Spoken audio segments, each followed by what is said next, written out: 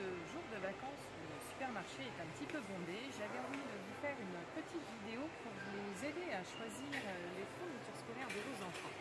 Effectivement, quand on voit tout ce qui existe sur le marché, je me dis qu'on peut être parfois un petit peu perdu. Alors, restez avec moi.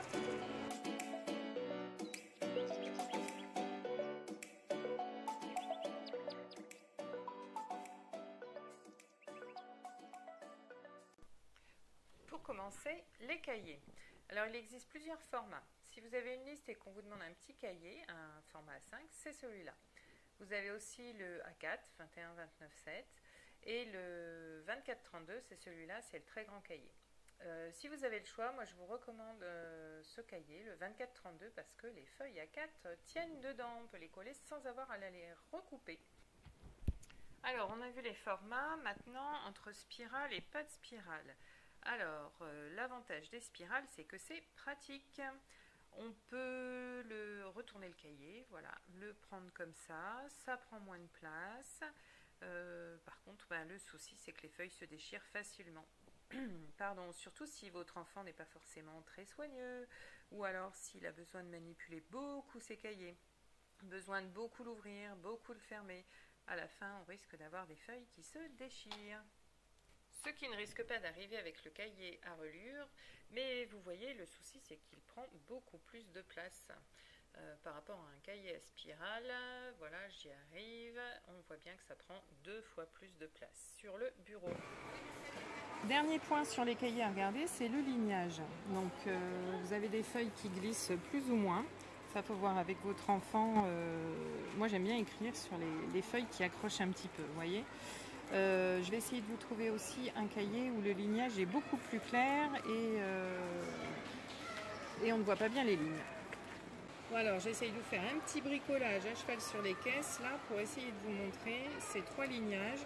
Je pense que vous arrivez quand même à voir qu'entre ces deux-là, il y en a un, celui-là, où on voit beaucoup mieux les lignes que dans celui-là. Passons maintenant au col. Alors moi je trouve que celle-là elle colle vraiment très bien, par contre elle coule beaucoup. Alors ce que je recommande quand même le plus, c'est tous les bâtons de colle. Là vous voyez à chaque fois on a des lots avec 5, 6, 7, 8 tubes. Moi je vous recommande d'acheter au moins une réserve de 2 paquets de 8 tubes pour que ça dure toute l'année. Profitez bien des promos, des lots de rentrée, c'est vraiment le moment. Voilà, on a aussi la glue roller, mais bon, c'est un autre budget, donc à voir. Voilà, je crois que j'ai fait le tour pour l'école. Les stylos, il en existe des quantités incroyables. Alors, la première chose à voir, c'est est-ce que vous préférez plutôt un stylo plume, un stylo feutre ou un stylo bille. Alors, pour les stylos plumes, moi je recommande seulement pour les enfants qui ont fini d'apprendre à écrire, soit pas avant le CE1, voire le CE2. Et encore pour ceux qui n'appuient pas trop fort. Sinon, la plume va s'écraser, ça met l'enfant en difficulté, bref, voilà. Par contre, l'avantage, c'est que ça s'efface, donc on peut avoir des cahiers plus propres beaucoup plus facilement. Après, les stylos plumes, les stylos feutres. Alors, il en existe là aussi tout un tas. Alors, regardez bien, ce stylo révèle votre écriture. Sécurise vos écrits. Qu'est-ce que j'ai vu d'autre? Écriture souple et fluide. Effectivement, je me dis comment s'y retrouver dans tout ça. Alors, sécurise vos écrits, eh bien j'ai regardé derrière, ça veut dire tout simplement que l'encre est inaltérable, donc l'encre ne coule pas. Voilà, donc moi je vous conseillerais surtout de regarder l'épaisseur de la pointe. Voilà, vous voyez, 0,7 mm, écriture moyenne. Moi, je trouve ça pas mal. C'est assez difficile d'écrire avec une pointe vraiment fine pour des enfants. Donc voilà, au niveau de l'épaisseur de la pointe, là, on a des médiums 0,7. On en a un petit peu partout, ici. Ici, on passe à du 0,5, donc très très fin. Et par contre, à l'inverse, voilà. Ici, des 2 mm, donc cela par contre, vous voyez, c'est une écriture très grosse. Donc faites bien attention à ça, à l'épaisseur de la pointe. Bon, pour moi, au final, le plus simple, ça reste quand même le stylo bille. Alors là aussi, on fait une petite réserve pour l'année parce que ça part très vite. Et puis là aussi, on le fait tester à son enfant pour voir celui qui le prend bien en main, celui qui glisse bien bien sur le papier, enfin, voir tous ces petits détails si ça lui correspond bien. Une fois qu'on a trouvé un modèle qui nous convient, eh bien, on le garde, on n'en change plus. Alors, j'étais en train de faire une petite sélection de classeurs. Alors, je ne vais pas parler de tous les motifs, hein, ça, je pense que vos enfants seront plus doués que moi pour vous dire ce qu'ils veulent. Alors, oui, j'ai découvert cela, nouveauté, moi je ne connaissais pas. C'est un classeur, donc plus facile à ouvrir puisque vous avez un petit levier ici. Voilà. Alors, je trouve ça très pratique, ça évite effectivement de se pincer les doigts, mais je trouve qu'il est beaucoup plus bruyant qu'un classeur normal. Donc je pense que là, les enseignants vont vite en avoir un petit peu ras-le-bol de ces classeurs qui font du bruit. Sinon, autre chose donc, voilà, on a vu les anneaux, la résistance, c'est voir un petit peu la solidité des anneaux. Après, vous avez l'épaisseur du classeur. Vous voyez, là, on peut mettre très peu de feuilles. C'est bien si on a besoin d'un classeur justement où on n'a pas beaucoup de feuilles à mettre, ça évite d'avoir quelque chose de trop lourd dans le cartable. A l'inverse, celui-là, c'est un petit peu la taille standard. Et alors, ce que je n'ai pas encore trouvé, mais dès que j'en trouve un, je vous le montre, c'est un très gros classeur. Donc cela, je décommande à emmener dans le cartable, mais si votre enfant a beaucoup de feuilles à ranger dans un classeur à la maison, ça peut être bien. De la même manière, ça me fait penser, on trouve beaucoup de trieurs. Pour tout ce qui est école, collège, moi je ne conseille pas le trieur. Enfin, il faut vraiment être très rigoureux dans l'organisation pour ranger. Enfin, c'est bien partir du lycée. En tout cas, moi, mes enfants, c'est ce qu'ils m'ont dit. À partir du lycée, c'est super. Ils ont un intercalaire par matière, ils mettent leurs feuilles et ils sont suffisamment grands pour gérer tout ça. Alors, j'étais en train de tester la résistance des classeurs.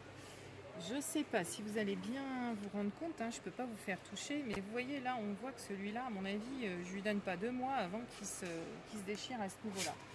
Celui-là, je le trouve beaucoup plus résistant ici, et je pense que celui-là aura une durée de vie plus longtemps. Plus longue, pardon. Les gommes. Alors là aussi, il existe beaucoup de choses très gadget. Hein. Celle-là, par exemple, je vois pas trop l'intérêt de cette partie là pour tenir la gomme. Au final, je trouve ça très encombrant dans la trousse.